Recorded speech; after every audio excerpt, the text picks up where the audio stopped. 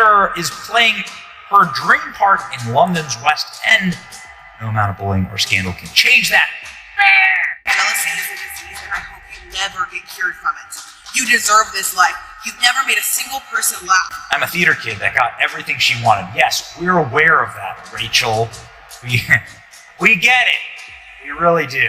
Total train wreck. Total disaster. She was just sort of the epitome of that elite, annoying young person. You are the ugliest inside and out. You deserve nothing but the worst. The worst part, it wasn't just disrespectful, it was defiant, arrogant, and too many women watching, downright humiliating. While the internet was still buzzing over her now infamous balcony meltdown, Rachel Zegler chose to respond. But not with an apology, not with humility. Instead, she posted a smug little video, seemingly directed right at the Mayor of London. And that video, it didn't just make things worse.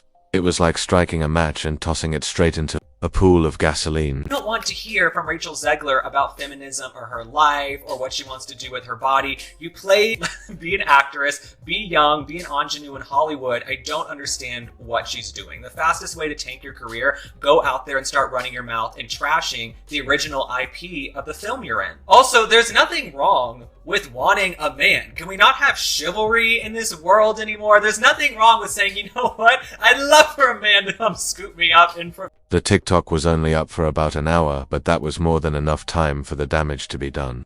In what appears to be her Evita dressing room, Rachel sits with her hair in curlers, makeup half finished, casually sipping from a teacup. She stares straight into the camera, lip-syncing to a trending audio clip. They said I was too much, so I became more. Then, just before it ends, she smirks and adds her own line, "Tell your mayor I don't take direction." The caption, real. Women don't shrink themselves. Try again. So when I do public appearances, I get very anxious. I had an anxiety attack on the plane ride here. I bet. She first explained how intense the backlash was. Pretty much I can't post a picture of myself on Twitter without a bunch of people telling me how ugly I am. Almost quitting social media because it sent her into depression. So I'm very hesitant to share a lot of myself with the world. That's what happens when you're a bitch, is that nobody likes you. I know it sounds crazy, but that's those are the consequences of your actions. That's life. It was meant to be a clapback, but to most people, especially women who've had to work hard, face real criticism, and shoulder actual responsibility, it came off as tone-deaf, self-absorbed, and completely out of touch. This wasn't a bold stand against oppression. It was an actress being called out for disrespecting an iconic role and responding with a performative meltdown, thinly disguised as girl boss empowerment. Girl power, girl boss. Everyone needs to be a strong, independent woman that don't need no man. And everybody is tired of that. Everybody is sick of that. And everybody is ganging up on Rachel. She dealt with some really, really severe backlash, which I can kind of understand. But me personally, I'm not under the impression that she wasn't maybe coached to make this happen, to create some type of a draw for the movie. Because this is the narrative that Disney particularly is trying to push. By the time the post was taken down, it was too late. Screenshots and screen recordings had already gone viral. Commentary channels pounced. Fan pages began scrubbing their Zegler content. And on X, a fresh wave of backlash erupted. It wasn't just theater fans speaking out this time. It was women who had once supported her. Because this wasn't just a reaction to criticism, it felt like a complete dismissal of accountability. When you look at all of the videos, all of the pictures of her, she almost looks more psychotic. Like, she does not look pleasant at all. Like, she's the type of person that if you went in for a hug, you could potentially end up getting severely hurt yourself. It was a taunt. A sneer, a smug middle finger to the city that gave her a stage and to the audiences who once cheered her on. But that was only the beginning, because the reaction from female fans wasn't what she expected, not even close. That's crazy. Like, anybody doing that needs to, in my opinion, go to jail. I think if you take an internet beef and you take a problem that you have with a personality or anything like that and you take it into the real world, you just need to go to jail. Like, I asked myself the question, right? And does anybody actually have an answer for this? Is there any reason they shouldn't go to jail? Why should a civilized society tolerate that type of mental illness? Rachel thought she was being bold, empowered, untouchable. But what she didn't anticipate was the response from the very audience she claimed to represent, the women, and this time, they weren't cheering. They were calling her out. She's 20-something. I guess I can't call her a millennial. She's the whatever the other generation is. She's the 20-something ingenue from New Jersey that really should have stayed as the star of her high school musical rather than trying to break it into the big leagues, because she has cost a lot of people a lot of money. And apparently she's sort of feeling the heat right now. It started with a wave of TikToks stitched to her now deleted video. Women from all walks of life, theater students, working mums, even former fans, all echoing the same message. This isn't empowerment, it's ego. So a couple thoughts on Rachel Zegler and her spoiled brat attitude and how she's ruining it. So I don't blame Zegler for being a brat any more than I blame Justin Bieber or any young star who thinks they're special and deserve all the fame they have. And it's the same with like George Clooney, right? He had to sleep in his friends' cars when he's in his 30s before he made it. Compare that to any actor who gets huge when they're 20. And that's all it really is. And if you got somebody like Rachel Zegler, you really have to babysit them. Especially like babysit them through their public appearances. One viral comment summed it up. She's not speaking truth to power, she's just mad she didn't get praised for disrespecting a role she clearly didn't understand. Another read, Rachel being loud isn't the same as being powerful. And then came the hashtags, hashtag not in my name, hashtag girlboss, gone, hashtag Evita deserved better. They have to be a girl boss that takes on the world and like an entrepreneur. And the reality is, not every woman wants that. Some women want to be swept off their feet and fall in love. It's okay. And those women aren't any less of women because they don't want to be, the leader that their father always... You understand? Am I mansplaining this well enough to you guys? These weren't hashtags started by critics or tabloids. They came from women who felt betrayed. Women who once defended Rachel Zegler from online hate, who believed she stood for something fresh, fearless, and real. But now, they say she's become everything they're trying to leave behind. Narcissism dressed as feminism, performative rebellion with zero accountability. I genuinely feel bad for that Rachel Zegler girl. Like, we all know she was coached to say those things, right? Right. We all have to know that. You really think that? Like, I'm the first to admit when I saw her interviews, I hated her. I was like, ew, how snide. Ugh, how condescending. And then I was like, well, wait. She's acting it up. They told her to do that. You can't tell me this young woman was cast in such an iconic... Some critics dug deeper, pointing out that Rachel's defiant, I don't take direction moment only reinforced the stereotype of the untouchable, bratty celebrity far from real strength. One young actress wrote, real women don't mock. Mayors, real women show up, work hard, and fix it when they get it wrong. Within 48 hours, Rachel's image had shifted dramatically from inspirational to irritating. Supporters went quiet, fan edits vanished, and those who once celebrated her rise began questioning if she was ever truly on their side. But the backlash didn't stop with fans. The hardest blow came from within the industry itself, from the very women who had helped build her platform. In showbiz, silence often speaks louder than words. Suddenly, some of Rachel's biggest cheerleaders disappeared. Influencers who once praised her courage quietly untagged her from old posts. Feminist voices who had defended her went silent. The Vita casting team offered no public support, no tweets, no statements, just a digital vanishing act. Yet, not all reactions were silent. Some were sharp and direct. A respected British actress known for West End roles posted a blunt message. Some of us had to audition 5 times. She just had to go viral. Another former co-star, rumored to be from her Disney circle, shared a quote, when someone tells you they're misunderstood, watch how they treat the people around them. No names were mentioned, but the timing was telling. Even feminist platforms started pulling back. A popular podcast episode originally, titled Rachel Zegler and the Power of Saying No, was quietly renamed and A prominent feminist blogger who once called Rachel a Gen Z trailblazer published a critical piece. The Dangerous Rise of the Digital Diva.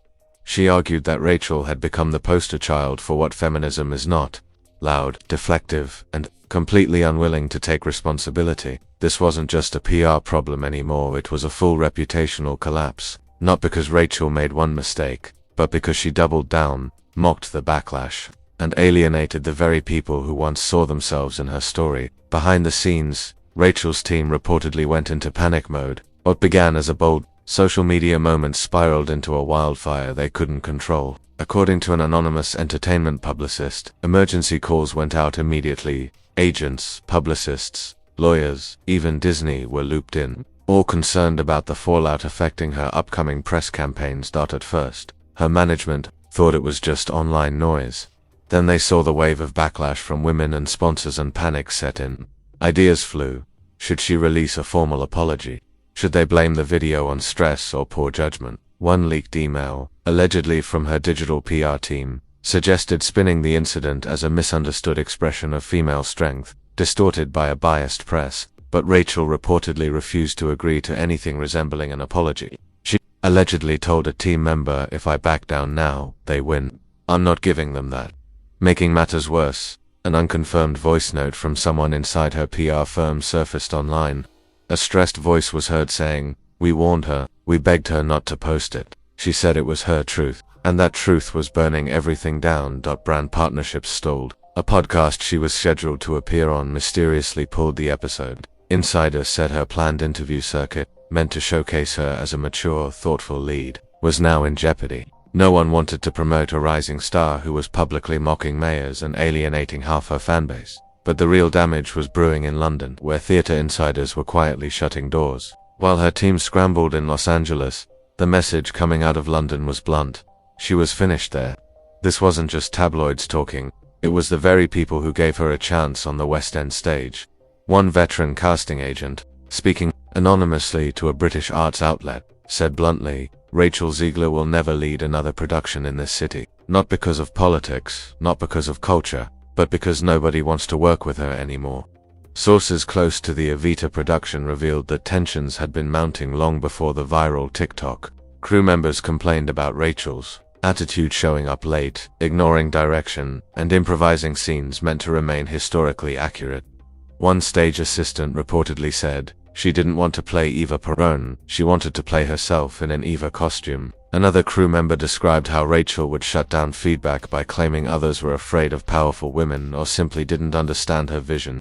But the deleted TikTok mocking the mayor was the last straw. Producers, theater managers, and backstage staff started distancing themselves. An insider said some were pushing for her immediate removal, worried the backlash could permanently damage the theater's reputation. "We're dealing with audience walkouts and refund requests," one Evita team member said. "People are embarrassed to be associated with this." The consequences didn't stop with Rachel's job.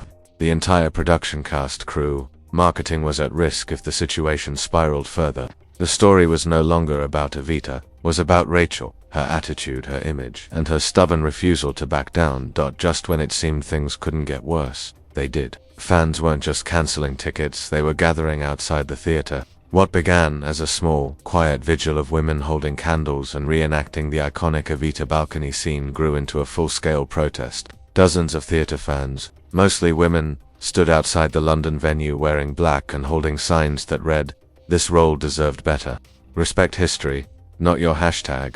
And the headline grabbing, "Real women know the weight of power isn't chaotic. It isn't loud." This wasn't a social media storm, it was real people standing in the cold, mourning not just the show but what it had become. A moment meant to elevate female voices had turned into a spectacle. For many, this protest was their way of reclaiming the story. One protester, a drama teacher, told a local reporter, "We teach young women that strength isn't about yelling louder, it's about knowing when to listen." This actress, this performance, has lost that entirely. Inside the theater, the mood was just as tense. Audience members described the night's energy as off, awkward, and uncomfortable. One even posted on X, formerly Twitter, "You could feel the divide in the room. People weren't clapping, they were cringing." Even the theater tried to distance itself from the star. The official program handed out that night had removed Rachel's name from the cover, small detail, but one that spoke volumes. Something had shifted, and not in her favor. While protesters gathered outside, Rachel was reportedly planning her next move. Depending on who you ask, it's either a comeback or a final spiral. Inside her circle, opinions are split. One camp urges her to lay low, apologize, and wait for the storm to pass. The other encourages her to frame herself as a modern-day Joan of Arc, misunderstood, misjudged, and silenced for speaking her truth. Sources close to the production say Rachel is leaning toward the latter. Rumors swirled that she's preparing a major sit-down interview, a raw conversation about the pressures of being a woman in Hollywood, how she's been vilified for having a voice, and why the backlash says more about society than her. Some insiders claim she's even working on a spoken word piece to address what she calls the weaponization of public opinion. If true, it would be one of her boldest and most polarizing moves, throwing another stone into already turbulent waters. Not everyone in her camp agrees. One source told a journalist we're trying to protect her. She thinks she's proving a point, but all she's doing is giving them more ammo. Then it got murkier. A voice note, allegedly from someone at her management agency, leaked online with Rachel saying, "Let them blacklist me. London isn't the only city in the world. They'll miss me when I'm gone." The clip reignited the firestorm, with even more women accusing her of missing the point entirely. One viral comment summed it up: "It's not that you were too bold, it's that you were careless with something sacred and you still don't get why that matters." Whether Rachel fully grasps the weight of what's happening is unclear. But one thing is certain, the curtain may be falling on more than just this performance. Every rising star faces a crossroads. One path leads to growth, listening, adapting, maturing. The other leads to a darker place, where applause turns to silence, confidence hardens into contempt, and those who once rooted for you start walking away. Right now, Rachel Zegler stands at that crossroads. What began as a bold reimagining of an iconic role has morphed into something much uglier. Something no PR spin or hashtag can fix. This isn't just about a deleted video or a mocking line at a mayor. It's about a pattern, refusal to listen, defiance that no longer looks brave but bratty. The irony. Rachel built her brand on being the outspoken underdog who challenged the system. But this time, the system wasn't broken. It wasn't sexist or cruel. It was simply asking her to respect the legacy of a character, the tradition of a historic theater scene, and the audience who wanted more than an influencer in costume. When that request came, she laughed, she smirked, she clapped back with a video that didn't just mock the merit, mocked the role.